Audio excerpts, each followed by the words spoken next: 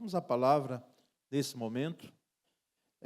A sequência da palavra que ministramos na quinta-feira passada. O tema é uma série de 3 pregações. Pela graça de Deus, próxima quinta nós vamos estar encerrando. O texto é Efésios 6,12, abra sua Bíblia. Carta aos Efésios 6, versículo 12. Nós estamos chamando, não sei quantos lembram do texto áureo, né, que nós tínhamos nas nossas lições, e acho que até hoje tem.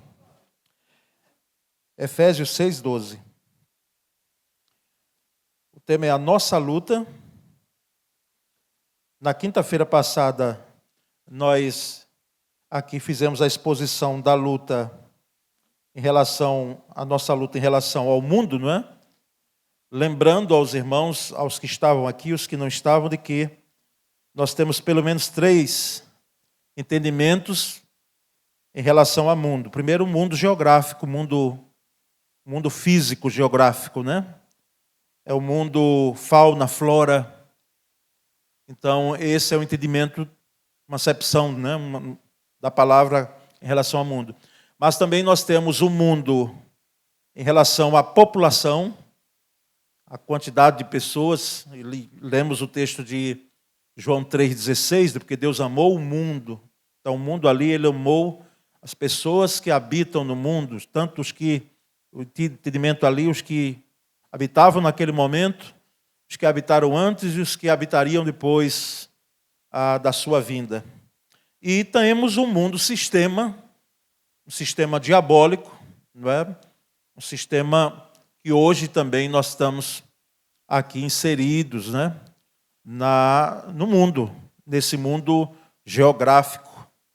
Então, e a nossa palavra foi voltada para esse mundo, a palavra mundo, sistema, não é? E hoje nós vamos ver o segundo arqui-inimigo nosso, porque o primeiro foi o mundo, esse mundo sistema diabólico. Hoje nós trataremos sobre a carne. E na quinta-feira, o diabo, que na realidade é o grande arquiteto, não é, de todas essas questões, não é? Então, próxima quinta-feira, faça todo empenho, meu irmão, para poder estar presente, para que nós possamos então fazer essa exposição sobre esse terceiro adversário nosso, inimigo nosso, inimigo das nossas almas.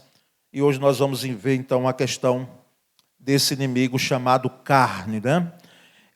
Eu trouxe novamente 3 versões diferentes. Na realidade, nós estamos repetindo as versões que lemos quinta-feira passada, e os irmãos aí, nós vamos ler juntos essas 3 versões aí com a versão que temos aqui na tela. Pode passar aí adiante, essa aí, não é? Tem aqui, não é? Mas pode ir passando, me ajudando, viu, Nathaniel? Que eu fico aqui mais aqui voltado para a palavra, não é? Vamos ler juntos? Porque a nossa luta não é contra o sangue e a carne, e sim contra os principados e potestades, contra os dominadores deste mundo tenebroso, contra as forças espirituais do mal nas regiões celestes. Outra versão: pois nós não estamos lutando contra seres humanos, mas contra as forças espirituais do mal que vivem nas alturas, isto é, os governos, as autoridades e os poderes que dominam completamente este mundo de escuridão. E uma terceira e última: pois não lutamos contra inimigos de carne e sangue, mas contra governantes e autoridades do mundo invisível, contra grandes poderes neste mundo de trevas e contra espíritos malignos nas esferas celestiais. Então, aí essas 3 versões para que a gente tenha, não é, porque uma versão ou outra traz, principalmente as versões mais atualizadas, um entendimento do termo, né, da palavra, embora reitero aos irmãos as versões mais clássicas, Almeida, Revista Atualizada, elas ainda, segundo os biblicistas, os professores que tivemos ainda são as melhores versões, não é? Mas elas trazem entendimento.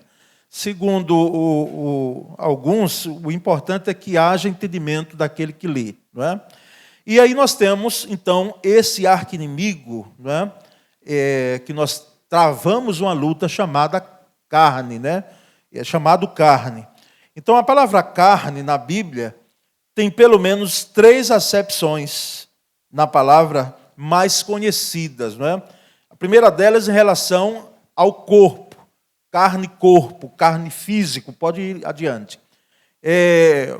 Corpo no grego é soma, não é? Mente sana e corpore sanos, que fizeram aqui curso de educação física, ou se viram nas Forças Armadas, não é? Esse lema, acredito, né, pastor Cabral, lá deve ter sido enfatizado, né? Então, carne no sentido do físico, do corpo, do nosso corpo. E nós temos várias expressões. Se você tiver uma concordância bíblica ou um aplicativo da Bíblia que tem uma pesquisa, se você botar carne, não é? Você vai ter uma série de versículos que vão surgir aí nesse entendimento, não é? Uma considerável quantidade. E aí eu trouxe o texto de Gálatas 4,13, apenas, quando diz: e vós sabeis que primeiro vos anunciei o evangelho estando em fraqueza da carne. Quem escreveu Gálatas, quem é que lembra? O apóstolo Paulo, né? Paulo estava com enfermidade que até hoje tem sido objeto, né, de discussão, mas ele estava enfermo, ele estava com o corpo dele debilitado, ou na visão de alguns, a própria visão dele talvez fosse o problema, não é? Mas o fato é que essa carne que ele cita aí é carne-corpo, não é? Eu estava com o corpo, então, fraco, fraqueza de carne. Há um segundo entendimento que que podemos chamar de interpessoal, em relação à descendência. Carne no sentido de ser descendente, de ter descendência. E aí o texto de Romanos, capítulo 1, versículo 3, diz: acerca de seu filho que nasceu da descendência de Davi segundo a carne. Então, essa carne aí é no sentido da geração, é descendente, não é? Ele veio descendente, então, nasceu, fluiu, não é, de Davi, da descendência de Davi. Então, esse é um segundo entendimento em relação à carne. Carne no sentido de genealogia aí. E terceiro e último, né? Pelo menos essas 3 acepções, biblicamente, nós temos a questão da natureza humana pecaminosa. E aí nós temos o texto de Romanos 8, 5 a 9. Eu vou pedir que você leia comigo, pausadamente, esse texto aqui, porque, de fato, esse texto, essa acepção, essa leitura em relação à carne como natureza pecaminosa que nos interessa nessa noite. Porque a nossa luta é contra essa aqui, mais ainda. Você pode lutar contra o físico em relação a tentar lidar com o corpo, não é questão de perder, ou quem sabe, a luta de poucos, mas de ganhar alguns quilos a mais. Né? Tem irmãos que enfrentam isso, mas a nossa luta maior é essa aqui. É a natureza pecaminosa, né, da carne. Vamos ler pausadamente, sem pressa, mas pausadamente e refletindo em cada expressão aí desse texto de Romanos 8, 5 a 9. Leiamos então. Que vive segundo a carne, tem a mente voltada para o que a carne deseja. Mas quem de acordo com o Espírito tem a mente voltada para o que o Espírito deseja.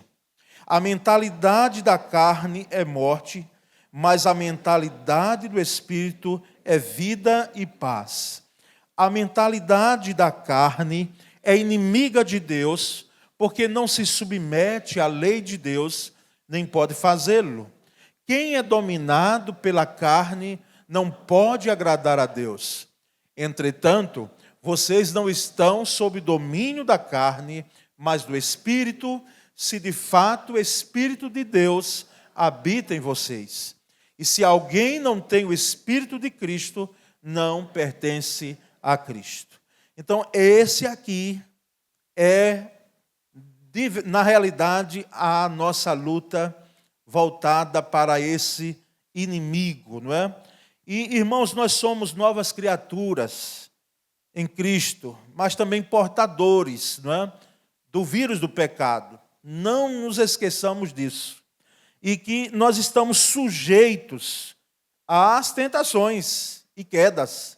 Todos nós. Ninguém se engane, do menor ou do mais novo na vida cristã até o de mais tempo aqui.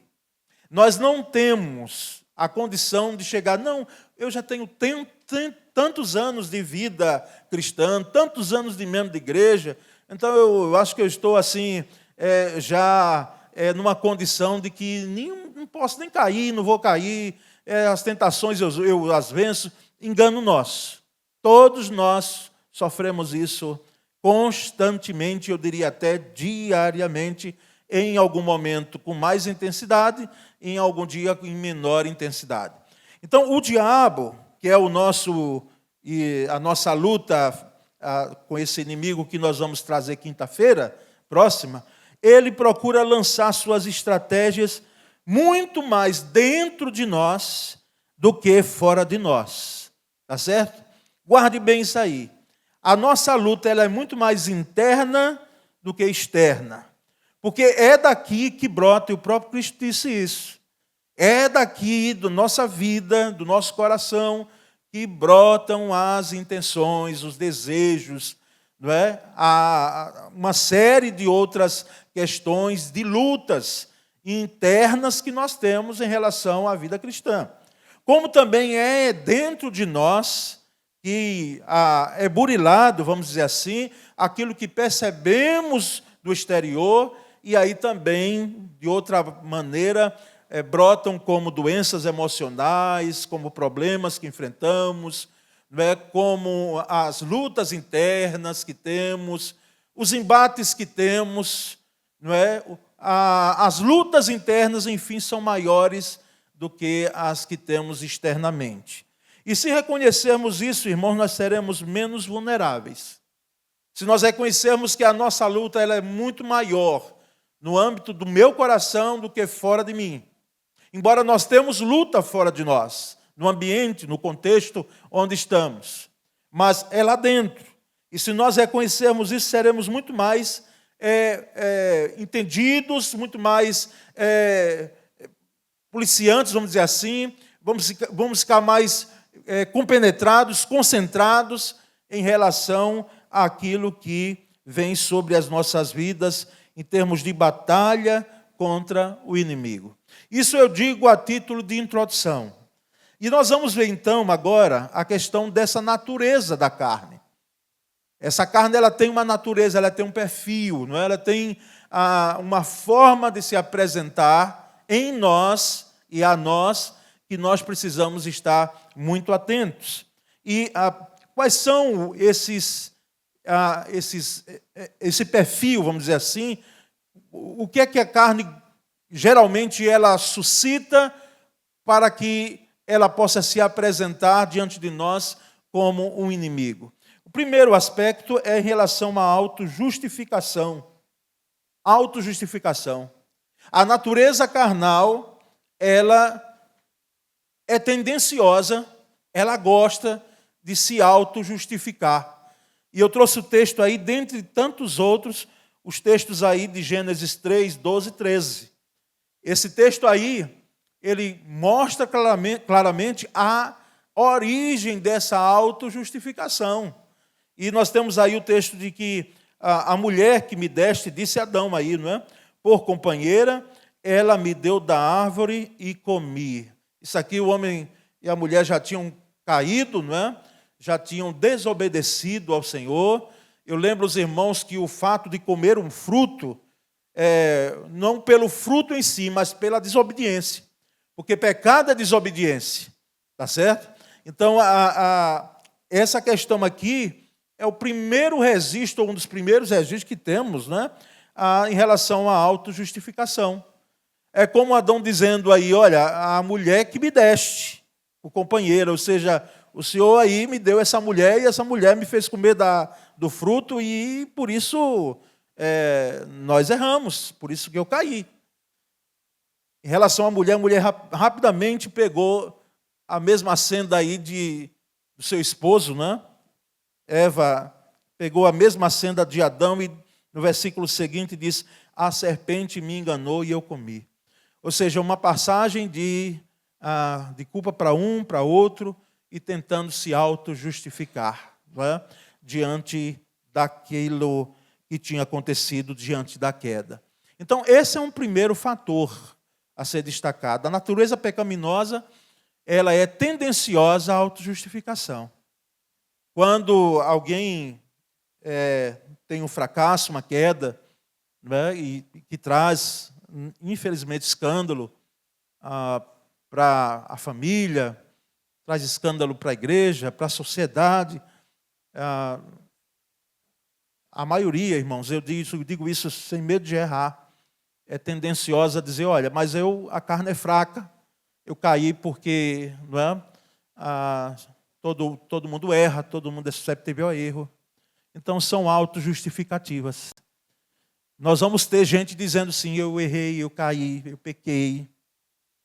Eu lembro há anos atrás, o pastor Jabes me pediu, eu era pastor de jovens aqui, e tinha um irmão nosso aqui, frequentava a igreja assiduamente, foi batizado, não é? Era uma bênção ele. Não tinha as participações de plataforma, mas ele cultuava o Senhor no culto dos lares, enfim. E depois começou a não comparecer mais e o pastor Jabes me pediu que fosse lá. Eu os conhecia. Eu conhecia o casal, eu conhecia a família, e fazendo uma visita, e ali, não cheguei ali cobrando nada inicialmente, a gente sabe disso, porque é um erro nosso, às vezes a gente chegar e... meu irmão nunca mais apareceu na igreja. Não faz isso não, pelo amor de Deus. Eu digo: eu vim aqui saber como é que vocês estão, o pastor Jabes me mandou, e aí a gente foi começando a conversa assim. E eu ouvi dele, ele dizia assim: meu pastor, diga ao pastor Jabes, meu querido pastor Jabes, de que eu estou com a vida, não estou com a vida correta, não é? Eu estou numa situação de pecado, e contou o pecado dele, não é? E eu não me sinto bem entrando na igreja agora. Eu estou num conflito muito grande. Eu disse: mas você precisa ir. Você precisa vencer isso aí, porque isso, inclusive, é uma estratégia, né, de Satanás para dizer a você que você não é digno de perdão, quem sabe. Não, mas eu sei que eu sou digno de perdão. Eu pedi perdão ao Senhor, eu sei que Ele me perdoou, mas eu não estou me sentindo bem entrando ali e cultuando no momento. Diga a ele que aguarde um pouco, eu vou voltar. E depois voltou mesmo.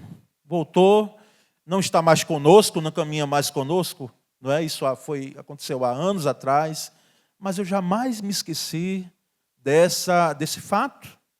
Porque alguém que reconheceu o pecado, reconheceu o erro, reconheceu a queda, não é? E nós oramos ali, naquela manhã que fiz aquela visita.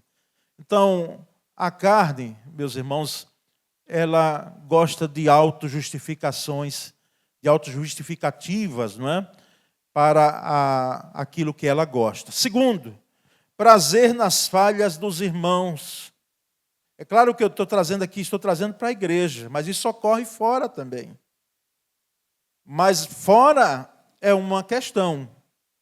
É porque nós estamos lá olhando para pessoas que não têm a fé que professamos. Mas acontece. Mas até é natural, infelizmente, que aconteça lá. Agora, quando ocorre, irmãos, no nosso meio, isso aqui é lamentável, é algo que a gente não deve só lamentar, a gente tem que consertar. Porque essa ideia de você estar lamentando, não, eu lamento, não. Consertar, a gente precisa consertar as coisas que estão erradas. Porque senão nós não vamos ter sucesso enquanto igreja de maneira alguma. Enquanto igreja local, enquanto a ministério. Então, prazer nas falhas dos irmãos. Às vezes é possível, irmãos, que uma natureza pecaminosa nossa, se nós não fizermos com que ela fique no lugar dela e nós vamos, e já sabemos aonde ela deve estar, não é? Haverá aquele gosto perverso de receber notícias das falhas e pecados dos irmãos. Aquele interesse de saber de que alguém pecou, de que alguém errou. E às vezes, é claro que em menor quantidade, se divulga e se propaga isso. E a gente deve se policiar para que isso não seja propagado como uma onda. Porque, irmãos, é lamentável, é triste, é terrível. Nós sofremos quando nossos irmãos caem. Então não deve haver nem um mínimo de alegria quando ocorre isso. Por quê? Porque será que as quedas, os tropeços dos irmãos de fé nos agradam? Será que sutilmente achamos que nossa luz brilha mais forte quando os luzeiros ao nosso redor, eles precisam se apagar para que a nossa luz brilhe mais forte? Às vezes nós precisamos, irmãos, nos policiar porque pode surgir uma voz dos nossos ouvidos e corações que pode falar assim: olha, você é melhor do que este que caiu. Você é melhor do que ele. Então, irmãos, isso é muito sério. É muito sério, porque eu quero dizer aos irmãos que aqui eu não estou trazendo uma conjectura, não. Isso aqui eu já visualizei e já vivi, percebendo no meio de uma igreja local. Nós precisamos, irmãos, nos lembrar de Edom. E o texto de Ezequiel 35:15, o profeta Ezequiel, ele traz ele vaticina contra Edom. E nós lembramos muito bem de Edom. Edom era irmão de quem? Quem é que lembra aí? Edom era irmão de Jacó. Que era o Esaú, não é? Que eram os edomitas. Veja o que o texto diz. Como você se regozijou quando a herança da nação de Israel foi arrasada. Ou seja, quando Israel foi saqueado, foi diante de uma luta, Israel teve quase que destruído. Não foi destruído, mas sofreu muito. Então aqui o profeta Ezequiel está dizendo: você se alegrou, Edom, quando a herança da nação de Israel foi arrasada. É assim que eu a tratarei, ou seja, tratarei também de você, Edom. Você ficará arrasado, ó Monte Seir, onde eles habitavam. Você e todo o Edom. Então eles saberão que eu sou o Senhor. Os edomitas, irmãos, eles eram descendentes de Esaú. E eles habitavam no Monte Seir, eram homens que habitavam em lugares altos. E eles se alegraram quando chegou a informação de Israel que tinha sido saqueada diante daqueles povos ali, amonitas, amalequitas, e tantos outros que lutavam contra Israel. E aí o Senhor está dizendo aqui: você não deveria se alegrar. Primeiro porque era seu irmão. Irmãos, uma ira, um ódio histórico que Edom teve. Mas para encurtar a história, para os que não sabem, os edomitas não existem mais. Porque de fato eles, enquanto nação, foram destruídos, dizimados. Não há. Eram povos que tinham o conhecimento de Yahvé, porque lá atrás o velho Isaac com Rebeca passaram isso para os filhos, mas eles se alegraram e tinham um comportamento avesso às questões voltadas para a Yahvé, para Deus. E isso foi um preço muito caro. Eu não quero dizer aqui, irmãos, que vai ocorrer porque não quero forçar, não devo forçar o texto. Mas, irmãos, pagamos um preço caro quando nós temos uma conduta, nós percebemos uma conduta em outras pessoas também, elas pagam um preço caro.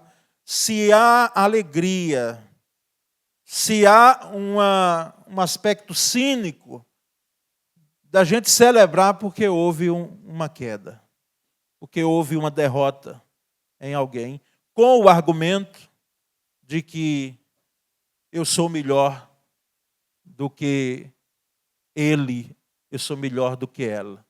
Estão entendendo, os irmãos? Isso é muito sério. Mas aí nós vamos perceber também um terceiro fator aí em relação à nossa natureza pecaminosa, que é a carne, é a presunção, é a opinião exagerada de si mesmo, de suas próprias qualidades. Conhece alguém presunçoso? É alguém que muitas vezes, eu como pastor e a gente, pastor Martins, os pastores aqui presentes, líderes, né? A gente vai pedindo misericórdia a Deus para ou no momento falar uma palavra sábia e que venha confrontar aquela conduta, aquela postura, porque tem gente que se esnoba demais. Tem gente que se acha demais, às vezes, dentro, né, dos nossos círculos. Eu lembro quando, no internato, né, do seminário que passei um ano, estudando, e como foi bom aquele contato com os colegas, a volta do campo, as conversas, né? As conversas de repreender demônio, quando a gente estava no campo, as conversas até das meninas que faziam parte das igrejas, que não podíamos namorar, salvo se namorássemos. No meu caso, eu já namorava a Sônia, então não tinha jeito. Mas se namorasse, tinha que avisar a direção e era mudado automaticamente de campo, né? Não ficava no mesmo campo da moça que começou, estabeleceu o namoro. Mas eu lembro de, não apenas, mas de alguns que chegavam, e aí era muita história. Era muita história. Eu fiz isso, fiz aquilo, e preguei, e não sei quantas almas aceitaram, tal. Eu sei que a gente se alegra em contar isso, desde que não seja de forma presunçosa, desde que a gente não fique ali com aquele discurso de que é a gente que faz as coisas. Então, é a opinião exagerada. Tem gente que tem uma opinião, eu não estou dizendo a você, porque tem gente que diz, não, eu não presto nada, eu sou um zero à esquerda, não sei. Não, irmãos, isso não é humildade, não. Pode refletir que isso nós não estamos sendo humildes, não. E Deus não quer esse negócio, não. Isso aí, se não for patológico, não é de Deus, não. Agora, tem gente que tem, e Tiago, é Tiago que vai dizer, né? Cada um tem, e Paulo também endossa. Não pense aquilo muito que você é, não. Porque a presunção está aí, olhando para você e lhe abraçando. Pode conduzir, irmãos, ao caos uma pessoa, quando, na realidade, os sucessos na vida cristã, eles criam um sentimento de maturidade. Maturidade. É mais do que tempo de igreja. Porque se for para o tempo de igreja, eu estou olhando gente aqui que tem... Eu estou com 45 agora aqui na Piba. Né? Faz agora esse ano, mas estou vendo que gente aqui que tem muito mais sentada aqui. Né, irmã Ideia? Tem muito mais. E não é para o tempo da igreja, então, é para maturidade. E os jovens, um ano desse aí atrás, trabalharam com esse tema, maturidade cristã. É uma vida que ele vê. Eu vou trazer assim um dos aspectos que eu entendo biblicamente, ver a vida pela ótica de Deus, dentro da perspectiva de Deus. Um crente maduro, um cristão maduro, ele vai sempre fazer a leitura pelas lentes de Deus. É um José da vida. Vocês intentaram mal, mas Deus já tinha um propósito maior. Veja que maturidade, não é, maravilhosa. Então, em vez de criar um sentimento de maturidade e firmeza doutrinária, firmeza na vida cristã, se cria, então, um sentimento de presunção. Eu posso, eu faço, eu crio, né? Se eu não tiver, quero ver o que é que vai acontecer, né? Já ouvi isso aí, assim, não na minha frente, porque não disseram. Mas chegaram e disseram, pastor disse que se não for, vai ver o que vai acontecer com o ministério. Porque ela é a parte fundamental. E nós estamos enganados, equivocados, não é? Estamos fadados, irmãos, ao caos se pensarmos dessa forma. Que Deus tenha misericórdia de nós. Então, é bom deixar a presunção no lugar dela. Não tem nada a ver conosco. Não deve fazer parte do nosso currículo. Não deve fazer. E aí nós vamos adiante e vamos perceber 2 textos, pelo menos aqui, e eu quero ler com você, Gálatas 5:7. Vamos ler todos juntos? Vocês estavam indo bem na corrida. Quem os impediu de seguir a verdade? O apóstolo Paulo está dizendo aqui aos Gálatas. Sei, vocês iam tão bem nessa corrida aí cristã. O que foi que houve? Que embaraço teve? O embaraço pode ser da presunção. Tem gente que começa muito ruim, e lá no Congresso da Ordem, o pastor Cabral estava lá, e o pastor Cláudio, que hoje não pôde estar aqui, uma das palestras, o preletor disse muito bem, tem pastores que começam muito bem o ministério, mas terminam mal. Tem outros que começam muito mal, ninguém dá nada. Muito ruim. Fraquinhos, mas depois terminam muito bem. E aí ele arrematou. Nós podemos até começar muito mal. Eu, irmão, se fosse para voltar, viu, pastor Júnior? Teria coisas que eu não faria de jeito nenhum no ministério pastoral. Algumas palavras não sairiam da minha boca. Não é? A maturidade vai nos fazendo não sermos complacentes, não é? Não. Mas procurarmos ter um padrão de maturidade que não é mais aquele menino de lá, não é envolvido no afã de fazer algo novo, não. Então, o apóstolo Paulo está dizendo aí para nós também, veja bem, você não estava indo bem, o que foi que ocorreu? E o importante para nós, irmãos, vai ser nós terminarmos muito bem. Eu vou dizer uma coisa para os irmãos, e já disse isso aqui pregando, principalmente no dia de pastor, né? O desejo de todo aquele que serve,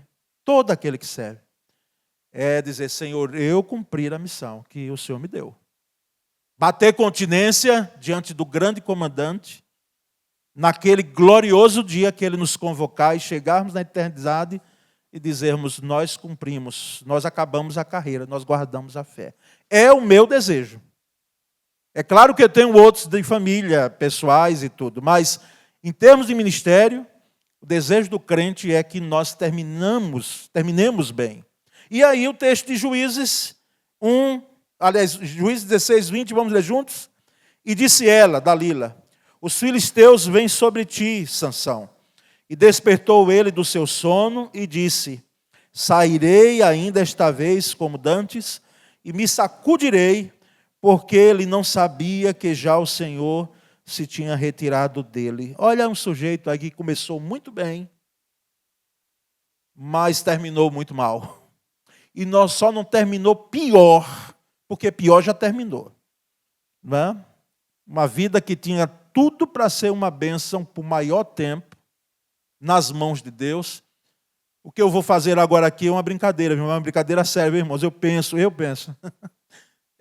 que quando Sansão e outros chegaram, não é, no final da sua carreira, aqui na terra, o Senhor, na sua soberania e graça, disse, de fato, eu ainda tinha tantas coisas para esse sujeito aqui. Eu teria ainda tantas coisas para fazer através dele. Porque nós sabemos a forma que ele terminou. Não é? E aqui não foi apenas presunção. Aqui Sansão tinha o costume de flertar, como eu já tive aqui às quintas-feiras, já chamei a atenção de nós mesmos, flertar com o erro. O sujeito que gostava de estar olhando de perto para o pecado. Para começar, ele foi logo se namorar com uma moça não é que não era da nação dele, que trouxe problema ali, não é? Então, irmãos, cuidemos em relação à presunção, porque a nossa natureza carnal, ela gosta da presunção. Já dando contornos finais a esses aspectos que estamos trazendo, a fuga da culpa. É outro que a natureza carnal, pecaminosa, gosta, enaltece. A carne detesta o sentimento de culpa. E sentimento de culpa é quando há culpa mesmo. Porque tem gente que pode estar sentindo culpa aí que não tem. Não há porquê. Mas quando há culpa, nós não devemos apenas ter o sentimento de culpa, mas pedir perdão pelo pecado que tivemos, que fizemos. Então, essa pessoa carrega a marca de quem quer se defender e fugir. E na sua fuga, ela transfere a sua culpa para pais, como eu já vi alguns adolescentes dizendo, e até jovens, o culpado foi meu pai, minha mãe, não é? Transfere para as circunstâncias, transfere para a igreja, transfere para pastor, transfere para todo mundo. Ela só esquece de apontar para ela, olhar para ela e dizer, na realidade, eu cooperei para que eu chegasse aonde estou, a esse caos onde eu estou. A fuga da culpa. Jonas 1,12, a história de Jonas, ela é, irmãos, é algo que a gente está lendo sempre. É porque está na Bíblia, né? Jonas 1,12, vamos ler juntos aí.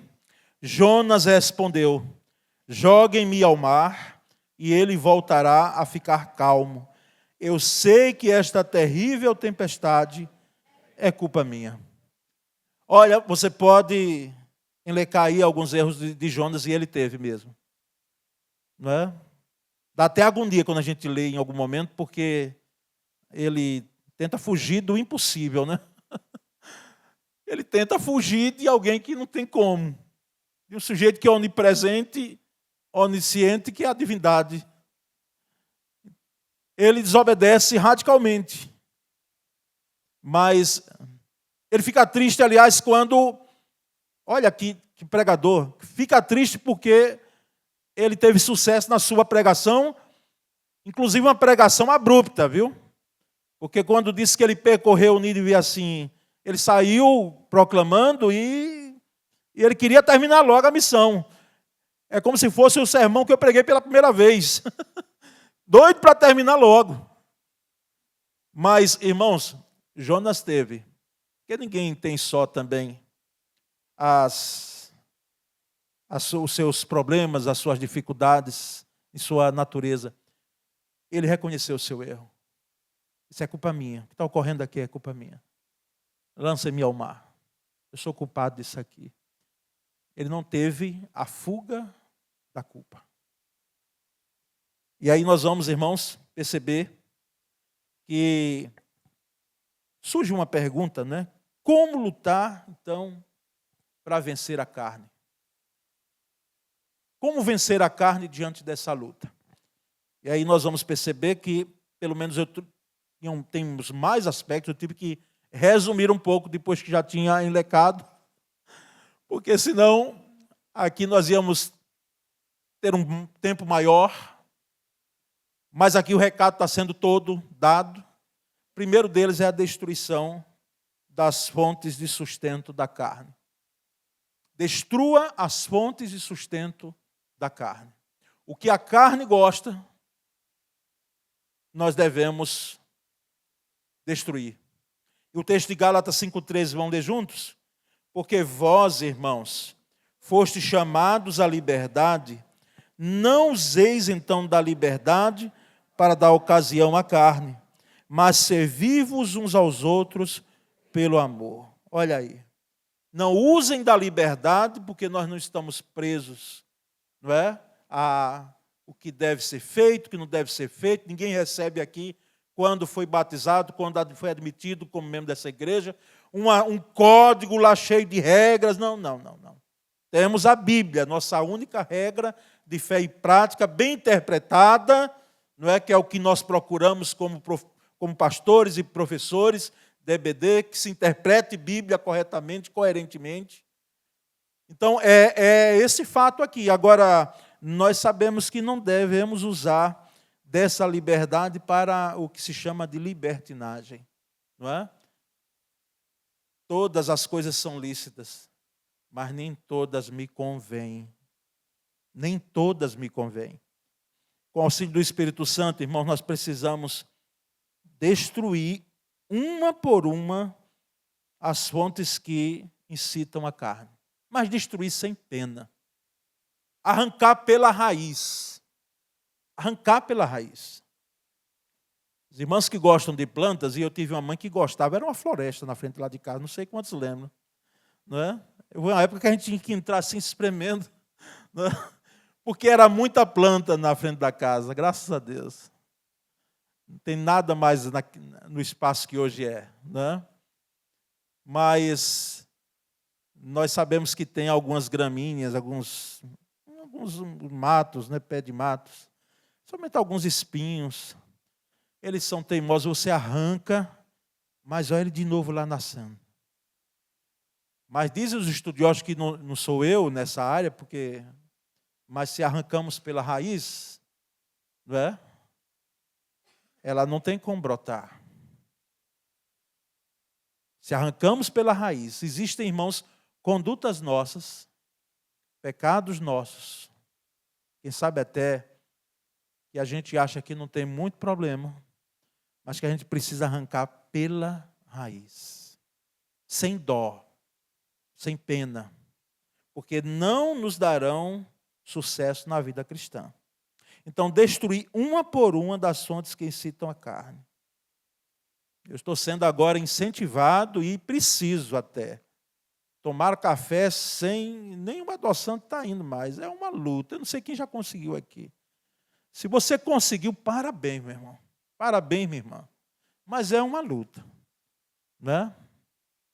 Porque a gente gosta do doce.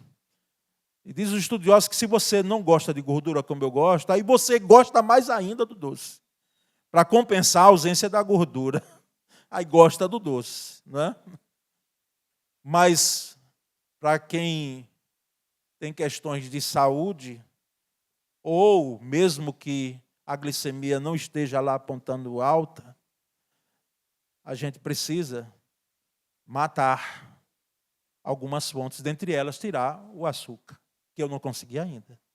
Mas você já conseguiu, que bom, eu quero chegar aí. Não é? Toda, irmãos, amizade e o relacionamento que faz jorrar a água podre do pecado, nós precisamos cortar. Nós precisamos fazer morrer. Nós precisamos fazer sepultar, crucificar esses desejos, que inclusive a própria Bíblia, nas versões mais antigas, chama concupiscências, né? Concupiscência, ou seja, os desejos, a cobiça que a velha natureza, ela gosta. E aí nós vamos perceber, num segundo momento, que além de nós podermos fazer morrer, cortar, sem pena, arrancar, sem chorar, dizendo, oh, que pena, eu estou arrancando isso aqui, meu Deus, estava tão acostumado, não é? Ninguém estava vendo. Arranque sem dó, mas um segundo e último é a mortificação da carne. Texto clássico de Gálatas 5:24, vamos ler juntos? Aqueles que pertencem a Cristo Jesus crucificaram as paixões e os desejos de sua natureza humana. É aqui que tem a concupiscência. No lugar de desejos, as versões mais antigas têm as concupiscências da carne. Então, crucificaram aqueles que pertencem a Cristo Jesus, crucificaram as paixões e os desejos de sua natureza humana. Ou seja, elas estão mortas. Elas estão mortas. E aquele que está morto, a gente sepulta, não é?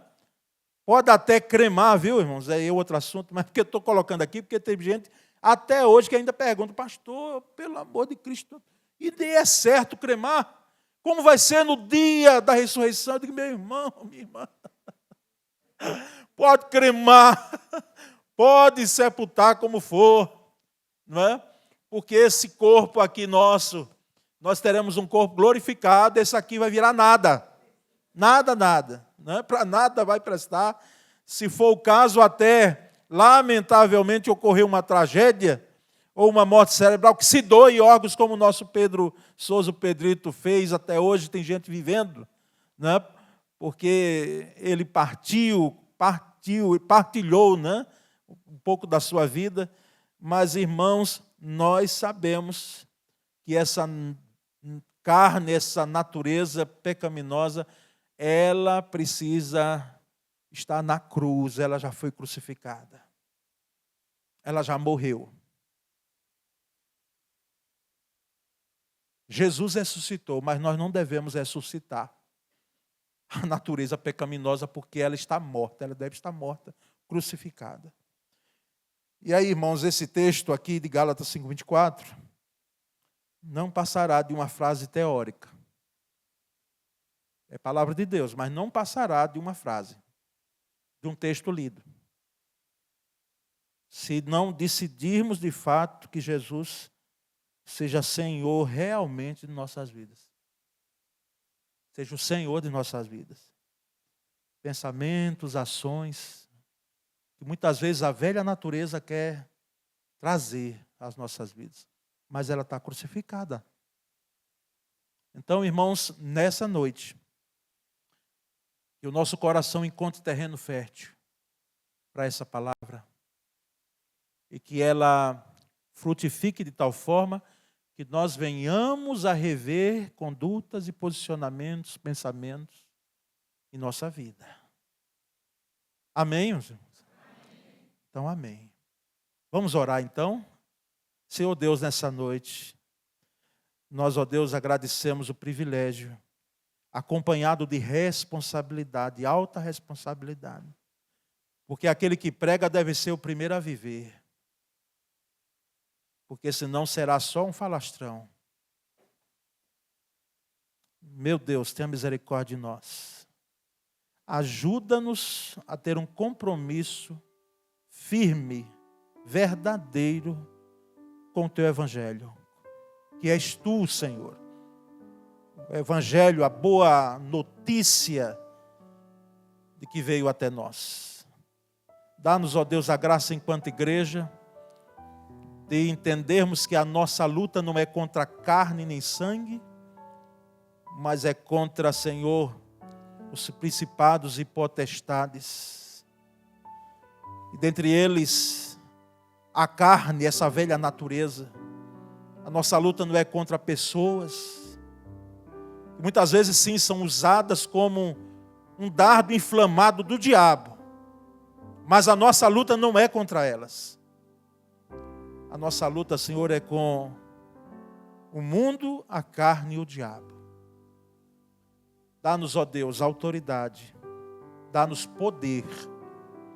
Dá-nos prudência e sabedoria. Dá-nos coragem de decidir, fazer morrer o que deve estar morto, o que precisa ser morto em nós. Essa é a nossa oração e fazemos em nome de Jesus. Amém.